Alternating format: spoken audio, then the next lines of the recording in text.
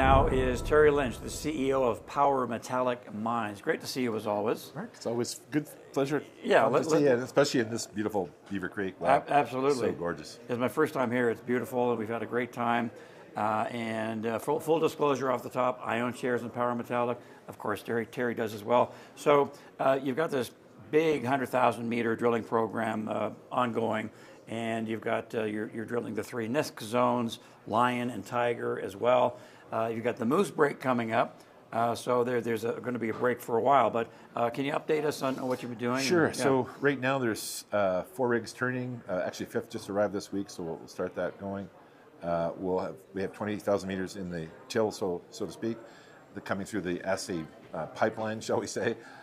Next week, I would expect we'll have a major assay release out, and then a very few weeks after that, we've basically had a pretty interesting summer. I think our biggest thing this summer that we did was the lift acquisition. It almost quadrupled our land package, and it was interesting while we were going through it. We sort of changed our drilling strategies, drilling some areas that were more exploratory and more, sort of, as opposed to the low-lying fruit, because the low-lying fruit was much closer to the land we bought.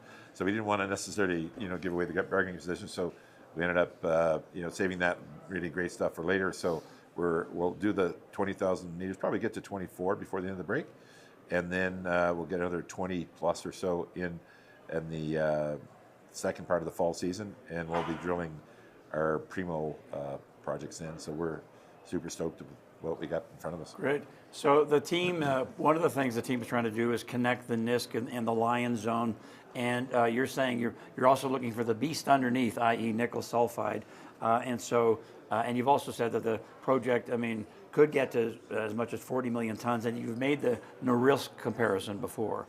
Yeah, so we're going to do a series of 17 holes to go every 300 meters from Lion Zone to NISC, and we use 400-meter holes at that point, and they'll all be done with a borehole EM.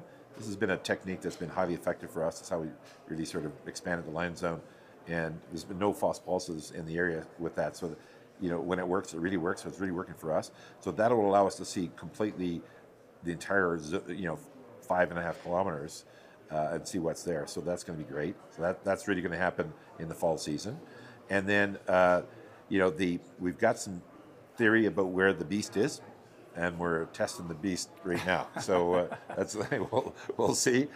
We know it's down there. There's a great slide on our deck where we talk about with these orthomagmatic discoveries, like NISC, the other ones like Sakatti or Voisey's Bay or the mother of them all, Norilsk. Each time you find a ton of copper sulfide, you'll find an average of 5 tons of nickel sulfide. And these are rich nickel sulfides. The reason why these orthomagmatic mines are literally the best mines in the world is because they're $500 rock and up. So they're the most profitable, literally better than any gold mine, better than any diamond mine, better than any uranium mine. So they're super profitable because you get high-grade copper, but you also get high-grade nickel. So it's like, well, that'll be $500 rock. That's why we don't think NISC main is the mother. It's not possible for a 1.5% nickel sulfide to produce a 7% copper sulfide. It can't be done. Right. So we know it's down there, and we got some thoughts of where it might be, and let's hope we find it. All right. Testing the beast. We love it.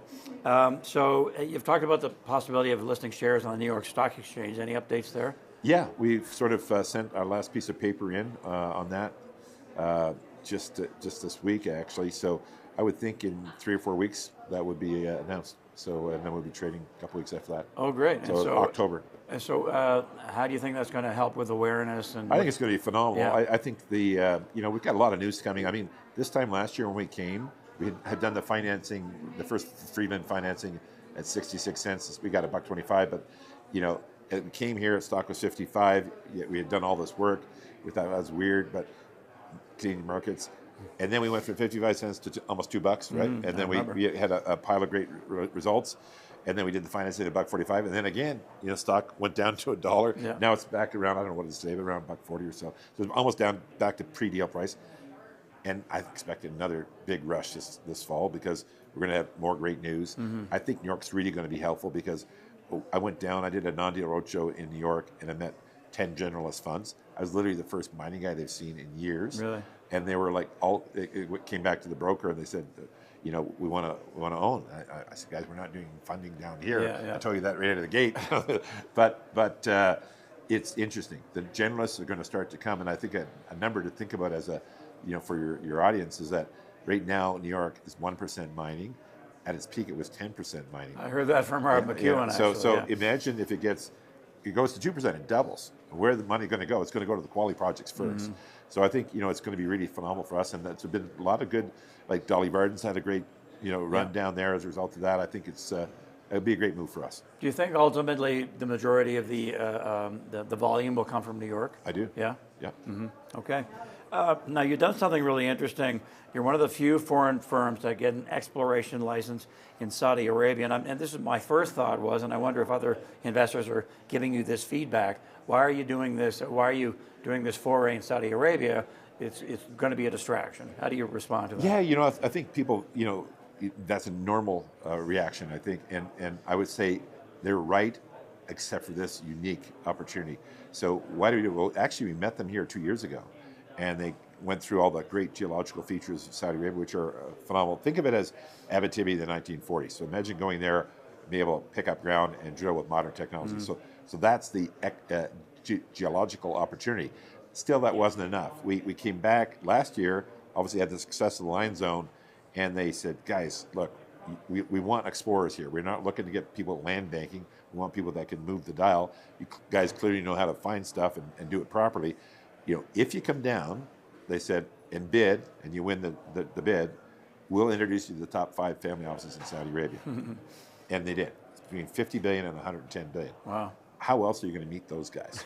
So it's like, you know, we think, you know, we were planting a seed there. It took 5 years for NIST to become, you know, now it's an oak and hopefully become a forest. We think the same thing could happen in Saudi Arabia. So it was such an outside-the-box opportunity, we felt we simply had to take it. And lastly, Terry, and that sounds amazing, by the way. Lastly, you said that the market is still not fully appreciating what you call this jewel box of different metals that you have there, and that a re-rating is coming. Do you think that'll be triggered with all the news flow in the fall? I do. Yeah. I do. I think that you know, a couple things will be the catalyst for that. I think the move to New York, and I think we're going to get more institutional investment, and I think obviously the assay growth there. I think there's you know, there'll be and then obviously the macro. Look, $3,600 gold is good for everyone. You know, people forget that, you know, the Line Zone is 55% precious metals. So 45% copper and 40% PGEs, 10% gold, 5% silver. So, you know, as precious metals go, that's going to be rocketing for us. So I think it brings more interest to the sector, and there's, in my mind, we're going to have a great fall. So I'm looking forward to it. All right. Thank you for the update, Terry. Great. Always good to see you. Cheers, mate. Bye. Enjoy that. Terry Lynch, the CEO at Power Metallic Mines.